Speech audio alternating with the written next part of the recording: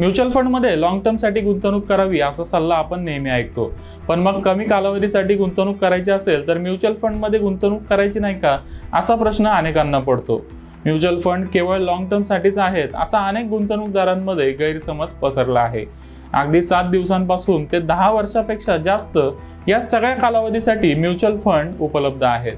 आपला गुंतवणुकीचा कालावधी किती आहे त्यानुसार कोणता फंड निवडला पाहिजे ते आपण आज जाणून घेणार आहोत। म्युच्युअल फंडमध्ये 3 प्रमुख कॅटेगरी आहेत। सर्वात कमी जोखीम असणारी कॅटेगरी म्हणजे डेट फंड, त्यानंतर हायब्रिड फंड आणि शेवटी इक्विटी फंड। या 3 कॅटेगरीमध्ये अनेक सब कॅटेगरी आहेत। उदाहरणार्थ डेट कॅटेगरीमध्ये liquid fund, ultra short term fund, short duration fund, guilt fund, corporate bond fund यासारख्या अनेक सब कॅटेगरी आहेत। तर दुसऱ्या बाजूला इक्विटीमध्ये large cap, mid cap, small cap, value fund, Contra fund, thematic fund, sectoral fund यासारखे अनेक प्रकार आहेत।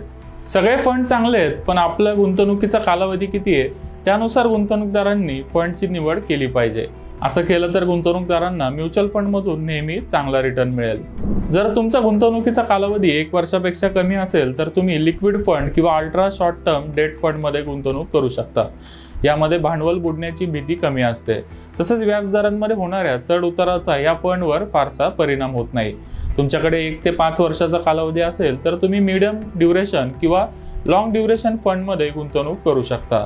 आपला गुंतवणुकीचा कालावधी 5 वर्षांपेक्षा कमी असेल तर हायब्रिड किंवा इक्विटी फंडमध्ये शक्यतो गुंतवणूक करू नये।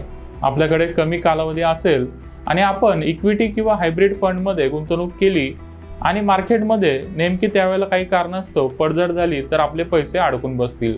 ज्या वेळेला आपल्याला पैसे पाहिजे असतील तेव्हा मार्केट खाली असेल तर आपल्याला नुकसान सहन करून पैसे काढावे लागतील। त्यामुळे 5 वर्षापेक्षा कमी कालावधी असेल तर शक्यतो डेट फंडमध्ये गुंतवणूक करावी। यामध्ये 6 ते 8% रिटर्न मिळेल, पण खूप मोठं नुकसान होण्याची जोखीम नसेल। टॅक्सेशनच्या दृष्टीने सध्या आर्बिट्राज फंड आकर्षक आहेत, त्यामुळे तुम्ही या फंडचा नक्की विचार करू शकता। आता ज्यांचा कालावधी 5 ते 10 वर्षाचा आहे त्यांनी काय करावं ते बघूया। हायब्रिड फंडचा 5 वर्षाचा रोलिंग रिटर्न बऱ्यापैकी चांगला असतो, हे ऐतिहासिक आकडेवारीतून लक्षात येतं। या फंडवर 10 ते 12% रिटर्न मिळू शकतो। या कॅटेगरीमध्ये बॅलन्स ॲडव्हान्टेज फंड अतिशय लोकप्रिय कॅटेगरी आहे।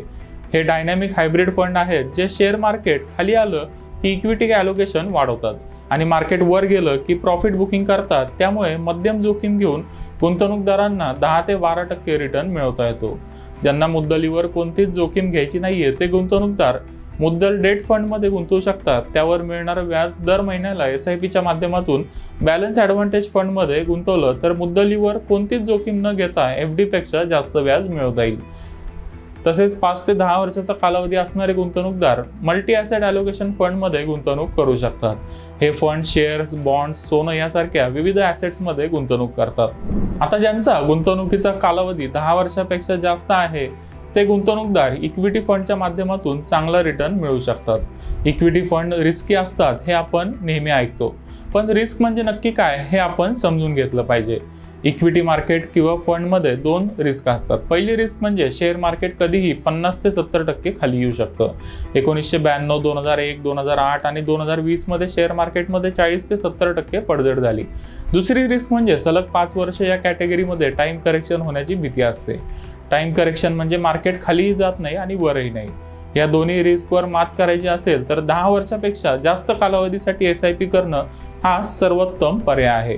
गुंतवणूकदारांनी 10 वर्षापेक्षा जास्त कालावधीची SIP केली तर नुकसान होण्याची शक्यता खूप कमी आहे। असं केल्यावर 12 ते 18% रिटर्न मिळू शकतो।